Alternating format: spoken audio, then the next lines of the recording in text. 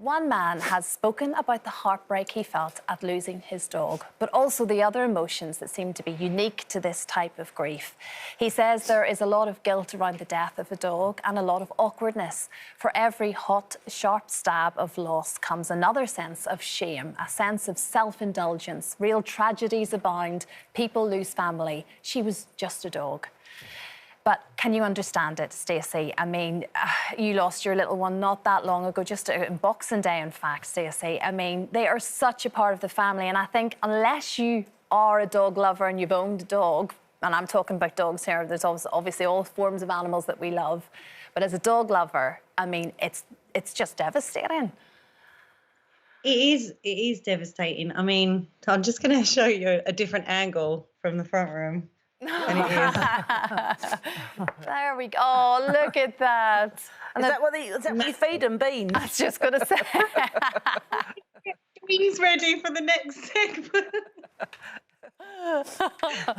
No, they're not eating the beans, but yes, they're just, as you say, it's like another two children, isn't it? Do you know what?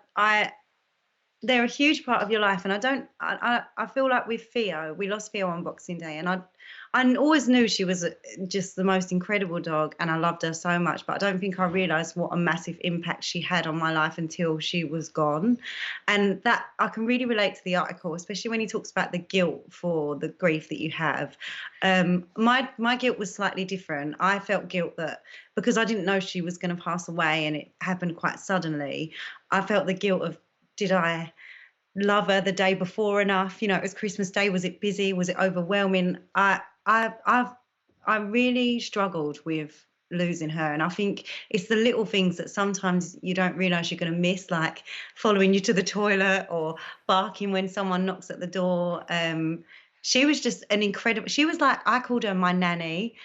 She was like my home help. She looked after all the kids and she loved them. And she still is a huge hole in our hearts and in our lives. And we miss her so much. And so, yeah, I totally relate to that grief. And I don't know if people can understand unless they've lived and loved animals in their lives and in their home. I don't know if they can understand how special they really, really are.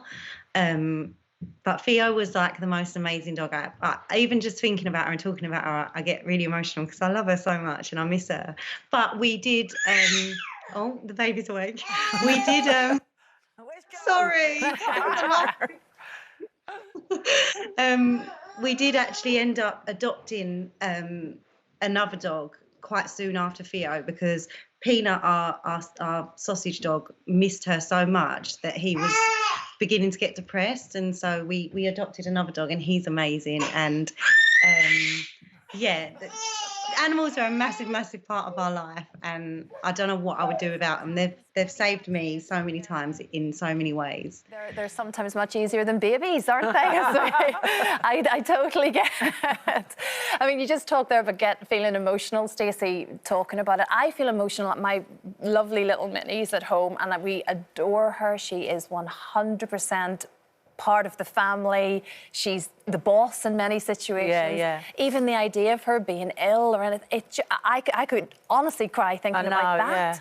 Like a preemptive sense of loss. It's it's an awful thing. And I actually don't care if people think that that's no, I don't care a silly either. thing. I don't because care. They're part of the family. They are. They're just as important as the rest of the family. So we had a little Frenchie called Ernie, and 2 years ago, I was looking after him, unfortunately, the night that he became unwell.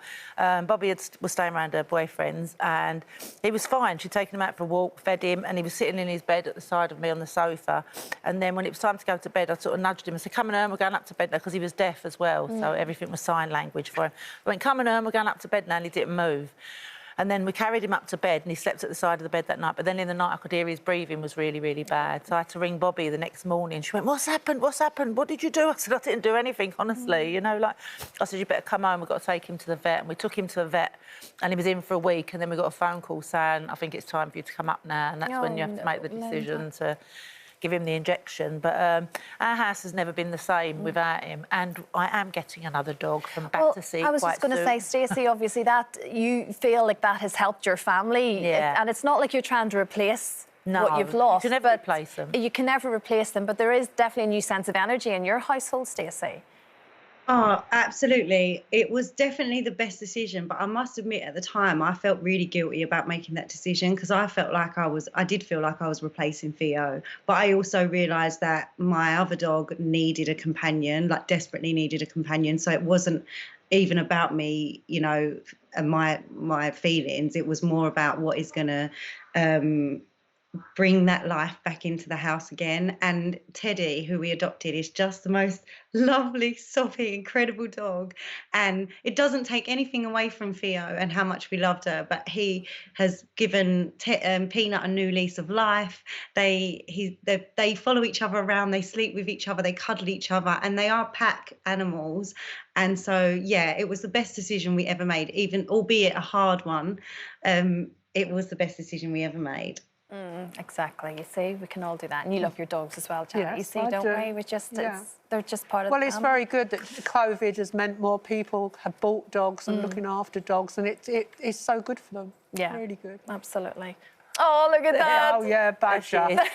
Oh, The most untidy dog. we love Bit like its Badger. owner. No, it's not like the owner.